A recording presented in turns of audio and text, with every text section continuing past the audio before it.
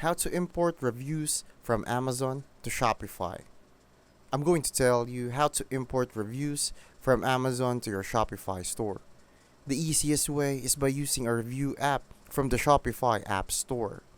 Popular ones include Looks, Judge.me, or Ali reviews, and some of these let you directly pull reviews from Amazon. Once you install the app, connect it to your Shopify store and look for the options that say Import Reviews. You'll usually need to paste the Amazon product link of the item you're selling. From there, you can filter what reviews you want to bring over, like choosing only 4 and 5-star ones, or importing pictures alone with text.